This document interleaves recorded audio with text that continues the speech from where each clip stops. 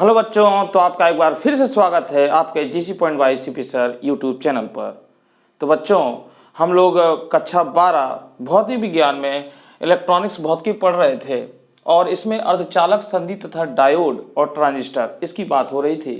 तो बच्चों, मैंने आपको पिछले लेक्चर में ये समझाया कि बैंड क्या होता है। बैंड के आधार पर चालक और अर्धचालक और जो है अचालक को मैंने आपको समझाया था। तो जो बैंड शब्द बच्चों आया था, उस बैंड को जानने के लिए मैंने आपको बताया कि किस तरीके से कि दो एटम के परमाणु जो है, यानी दो परमाणु जब आपस में मिलते हैं, दो एटम के परमाणु आपस में जब मिलते हैं तो उनके बीच में इंटरेक्शन क्रिया होती है और इंटरेक्शन क्रिया के द्वारा जो है वो अपने निकटतम ऊर्जा के क्षेत्रों में यानी एक ऊर्जा स्तर दो ऊर्जा स्तर में बढ़ जाता है। तो बच्चों, उसी चीज को थोड़ा सा और एक्सप्लेन आज करेंगे और अच्छे से जानेंगे। आज देखिए, ये आपके सामने सिलिकॉन परमाणु में जो है ऊर्जा बैंड, यानी सिलिकॉन में ऊर्जा स्तर का किस तरीके से होता है, इसको हम लोग समझेंगे। तो बच्चों देखिए, सबसे पहली बात यह है कि अगर कोई परमाणु है और वह अकेला है, यानी उसके संपर्क में कोई परमाणु अन्य नहीं है, तो यानी इस प्रकार के एटम को हम लोग कहेंगे आइसोलेटेड एटम, यानी पृथक्कृत परमाणु, यानी इससे और कोई दूसरे परमाणु इस पर प्रभाव नहीं डाल रहे हैं। ठीक है, विलगित परमाणु एक तरीके से कह सकते हैं। तो बच्चों, इसमें जो ये परमाणु हैं, इसके संपर्क में कोई और परमाणु नहीं है, या इनके परमाणुओं के बीच की जो दूरी है वो एक दूसरे से इतनी दूर है कि उस पर कोई प्रभाव नहीं पड़ रहा। तो उस समय कंडीशन में बच्चों देखिए, इसका इलेक्ट्रॉनिक अगर कॉन्फ़िगरेशन की अगर बात करें सिलिकॉन की, तो सिलिकॉन में देखिए बच्चों 1s2, 2s2 और 2p6, 3s2 और 3p2।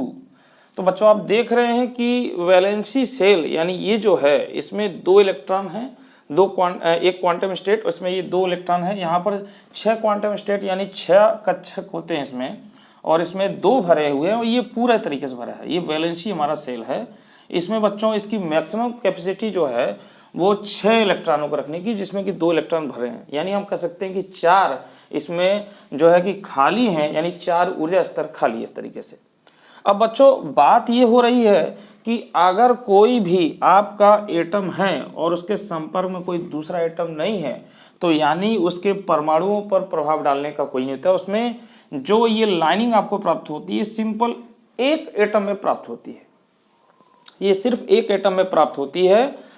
यानी इसमें अगर इस परमाणु के संपर्क में कोई दूसरा परमाणु आए, जैसे कि मैंने आपको पिछले वीडियो में बताया था कि ये परमाणु दोनों नजदीक हैं, इसका एक इलेक्ट्रॉन है और इसका एक इलेक्ट्रॉन है, तो ये वाला इलेक्ट्रॉन इस नाभिक के द्वारा आकर्षित होगा और इस इलेक्ट्रॉन के द्वारा प्रतिकर्षित होगा। उसी प्रकार इस इलेक्ट्रॉन का इस नाभिक के द्वारा आकर्षण होगा और इस इलेक्ट्रॉन का इस इलेक्ट्रॉन के द्वारा प्रतिकर्षित होगा। उसी प्रकार दोनों नाभिक एक दूसरे को प्रतिकर्षित करेंगे, यानी इसको हम लोग एक तरीके से बोलते हैं जो है कि इंटरेक्शन। इनमें एक अन्योन्य क्रिया होती है जिसके द्वारा ये जो आपस में मिल करके जो है कि दोनों परमाणु मिल करके एक मॉलिक्यूलर ऑर्बिटल, एक आणविक कक्षक का निर्माण करते हैं। और जब इसमें होता है तो ये फिर इसमें एक ऊर्जा स्तर दो निकटतम ऊर्जा स्तरों में बढ़ जाती है, अपने दो निकटतम ऊर्जा स्तरों में बढ़ जाती है। जैसे कहने का मतलब ये है कि अगर एक परमाणु ये है और एक परमाणु ये है, तो आपस में मिलकर बच्चों ये जो है इस तरीके से बटेगा, यानी इस तरीके का ये होगा। तो यहाँ पर आप देख रहे हैं कि ये जो है और ये, तो इसमें क्या होगा कि जो इलेक्ट्रॉन है इसके बच्चों, जैसे एक इलेक्ट्रॉन इसमें पड़ा हुआ है और एक इलेक्ट्रॉन इसमें है, तो ये जब दोनों स्प्लिट करेंगे, यानी ये स्प्लिट हुआ तो ये 2 भागों में बटा, इसी प्रकार ये 2 भागों में बटा, ये दोनों मिलकर के ये बना लिए स्टेट। इसमें ये लोवेस्ट जो है एनर्जी लेवल है और इसे कहेंगे हाईएस्ट एनर्जी लेवल। ये सबसे हाईएस्ट एनर्जी लेवल है, ये लोवेस्ट। तो बच्चों आप देख रहे हैं जब स्प्लिट करने के बाद ये 2 ऊर्जा स्तर बने, यानी इस ऊर्जा स्तर से ये इसकी 2 ऊर्जा स्तर बन गई, तो ये ऊर्जा स्तर निम्न ऊर्जा स्तर है और ये उच्चतम ऊर्जा स्तर है। तो जो इस इलेक्ट्रॉन है ये दोनों ये लोवेस्ट एनर्जी में रहेंगे, ये लोवेस्ट एनर्जी में रहेंगे आपके। तो बच्चों यहाँ पर इस तरीके से कुछ होता है कि जैसे हम अगर लिथियम की बात करें बच्चों, इसको अभी हम लोग पेंडिंग में रखते हैं। अभी जैसे हम लोग लिथियम की बात करें तो बच्चों लिथियम में देखिए क्या है कि लिथियम में आपका 1s2 और 2s1 तीन होता है इसका। तो बच्चों देखिए ये तो फुल भरा हुआ है और ये हाफ फिल्ड भरा हुआ है, तो यानी ये वैलेंसी सेल है आपकी। जब वैलेंसी सेल है तो बच्चों इसमें ये वाला तो आपका पूरा भरा हुआ है, इसको हम लोग कहेंगे 1s2, नीचे वाले स्तर को लिख लें इस तरीके से 1s2, और ये वाला बच्चों जो है आपका 2s1। तो बच्चों इस तरीके से इसमें ये दो हैं आपके 1s2 और 2s1। तो बच्चों इसमें जो है ये तो आपका फुल भरा हुआ है, ये आपका वैलेंसी सेल है। वैलेंसी सेल में इसमें एक इलेक्ट्रॉन है और इसमें एक मैक्सिमम 2 इलेक्ट्रॉन रह सकते हैं, एक है इसमें। तो बच्चों जब इसके संपर्क में एक दूसरा परमाणु आएगा, यानी ये अकेला आइसोलेटेड एटम है, मान लेते हैं कि यह आपका जो है आइसोलेटेड है, आइसोलेटेड। तो इसी प्रकार से बच्चों जब इसमें है तो इस पर कोई भी दिक्कत नहीं, इस पर कोई भी परमाणु दूसरा परमाणु अफेक्टेड नहीं डालता। परंतु जब इसके संपर्क में एक परमाणु आया तो उसका और इसके दोनों परमाणु आपस मिलते हैं, तो उसी में इस प्रकार जो मैंने अभी आपको बताया कि जिस प्रकार से ये दो एटम हैं इस तरीके से, तो इन दोनों के न्यूक्लियस और इनके इलेक्ट्रॉन एक दूसरे को अफेक्टेड करते हैं। तो अफेक्टेड करते हैं जिसके कारण इनमें इंटरेक्शन क्रिया होती है और इनके बीच में जो है कि इंटरेक्शन क्रिया होती है जिसके कारण ये दोनों परमाणु आपस में मिलकर यानी परमाणु कक्षा का आपस में मिलकर आणविक कक्षा का निर्माण करते हैं। तो उसी प्रकार से जब इसमें आता है तो बच्चों ये वाली जो है ये ऊर्जा स्तर अपने निकटतम ऊर्जा स्तर के यानी 2 ऊर्जा स्तर में डिवाइड हो जाती है, यानी ये ब्रेक कर जाएगी बच्चों। तो ये हमारी ऊर्जा स्तर थी, तो यहाँ देखें ये जो ऊर्जा स्तर है इससे ये लोवेस्ट है और ये हाईएस्ट है। तो बच्चों ये जो है इलेक्ट्रॉन जो है कि वो इसमें रहना पसंद करेगा लोवेस्ट में, तो ये ऊपर वाला जो हो जाता है ये खाली हो जाता है। तो बच्चों यहाँ पर इस तरीके से एक हमने बताया आपको कि नीचे बनता है आपका हमेशा बैलेंस बैंड और ऊपर बनेगा आपका कंडक्शन बैंड, यानी जिसे कहेंगे संयोजी बैंड और दूसरे को कहेंगे कंडक्शन बैंड। तो अगर हम यूं कहें बच्चों कि अगर मान लीजिए इसमें n परमाणु है लिथियम में, तो n परमाणु हैं, तो इसमें टोटल n परमाणु हैं, तो आपके यहाँ पर इतने इलेक्ट्रॉनों के लिए मतलब इसमें ये जो है कि इसके लिए कितने टोटल इलेक्ट्रॉन होंगे पूरे में, तो इस स्टेट के लिए होंगे 200, इसी प्रकार इसके लिए होंगे बच्चों 100। तो यानी ये नीचे वाले में तो ये आपके इस तरीके से हो जाते हैं। तो ये जो बैलेंस बैंड है बच्चों, ये बैलेंस बैंड जो है इसमें पूरे के पूरे टोटल इलेक्ट्रॉन पूरे हैं आपके, यानी इतने परमाणु हैं इसमें। परमाणु यानी अगर n परमाणु है यानी इसमें n परमाणु की संख्या है तो टोटल इलेक्ट्रॉन इसमें 1 है, तो यानी 100 × 1 यानी 100 इलेक्ट्रॉन हो जाएंगे। इसी प्रकार 100 × 2 तो इसमें आपके पूरे 200 इलेक्ट्रॉन हो जाएंगे। तो यहाँ पर जो 100 इलेक्ट्रॉन पड़े हुए हैं, और ये वाला क्या है बच्चों, ये वाला ऊर्जा स्तर आपका खाली है। तो ये ऊर्जा स्तर जो खाली है कंडक्शन बैंड, इसमें 100 इलेक्ट्रॉन और इसके बीच में जो एनर्जी गैप हुआ ये आपका जो है कि वर्जित ऊर्जा अंतराल या ऊर्जा गैप इस तरीके से, और ये होते हैं। तो इसमें ये इलेक्ट्रॉन इसमें जाते हैं, तो इस तरीके से प्रक्रिया होती है। तो यानी कुल मिला के आप ये समझे कि ये आपका हुआ 2 प्रकार का बैंड बना ये।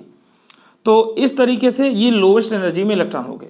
तो इसमें बच्चों ये 100 इलेक्ट्रॉन थे पूरे पूरे, और जो ऊपर वाली हो गई ये खाली हो गई, इसे इम्पटी बोलेंगे, चालन बैंड बोलेंगे, कंडक्शन बैंड बोलेंगे।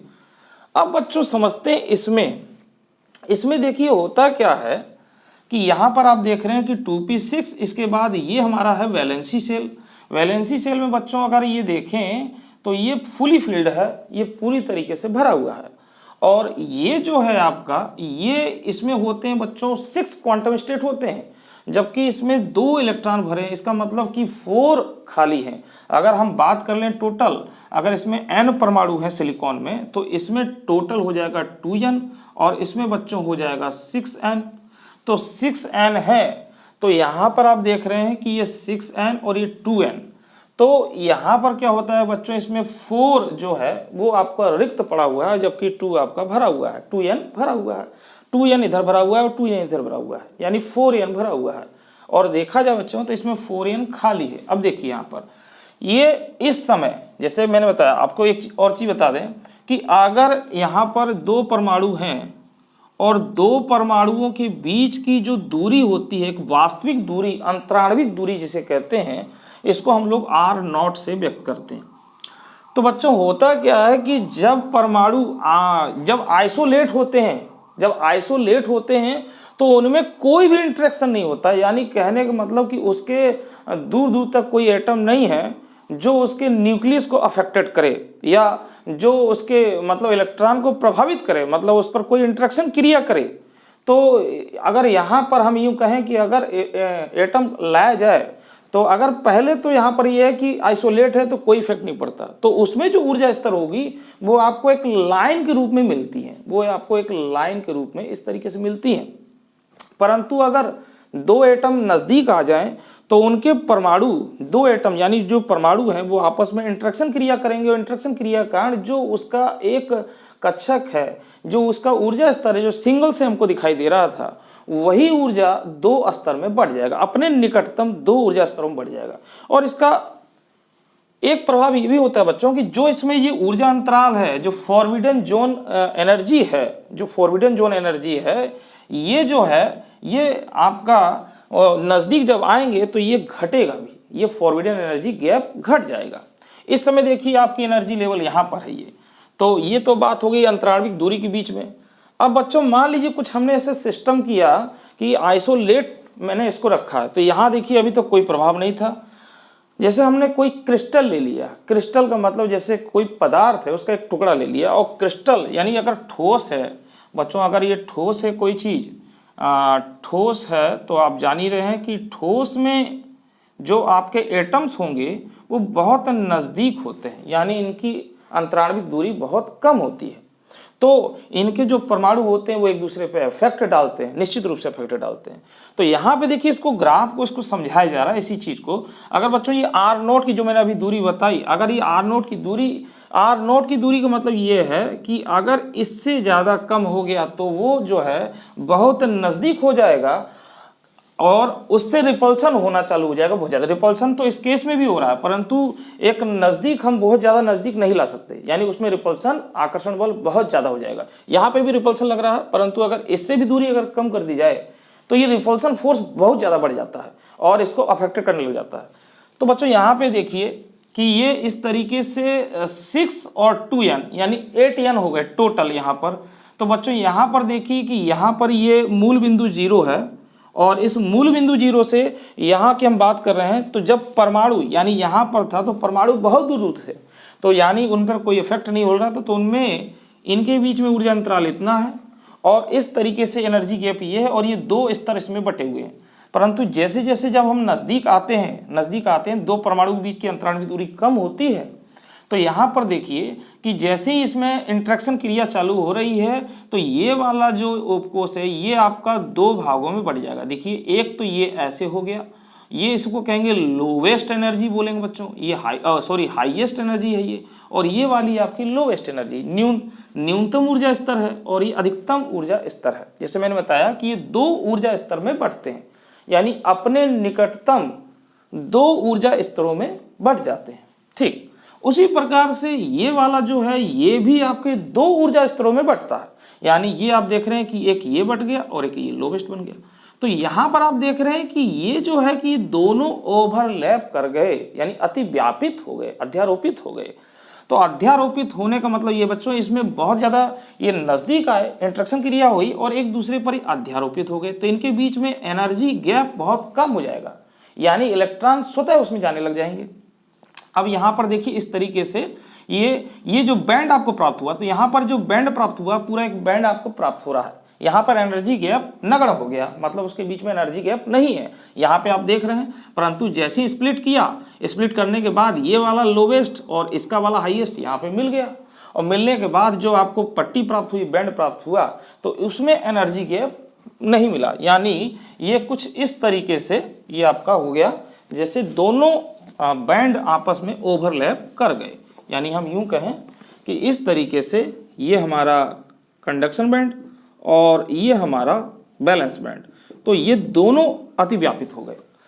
परंतु बच्चों देखिए जैसे और नज़दीक लाते हैं, अब मैंने आपको बताया कि जब इसको और नज़दीक लाते हैं तो इनके जो न्यूक्लियस हैं ये इनमें इंटरेक्शन यानी प्रतिकर्षण चालू कर देते हैं, और इतना ज़्यादा प्रतिकर्षण होता है कि फिर ये प्रतिकर्षण के कारण फिर ये गैप बढ़ता है।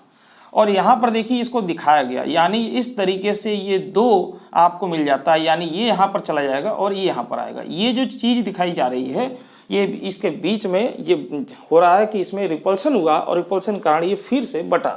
तो इसमें बच्चों ये देखिए जो संयोजी बैंड ये वाली पट्टी दिखाई दे रही है, और ये जो पट्टी यहाँ से जो डिवाइड हुआ था ये हिस्सा आपका चला गया चालन बैंड में यानी कंडक्शन बैंड में, और इन दोनों के बीच में ये आपको एनर्जी गैप दिखाई दे रहा है, ऊर्जा अंतराल, जिसे हम लोग कहते हैं फॉरबिडन जोन कहते हैं, इसे फॉरबिडन जोन कहते हैं।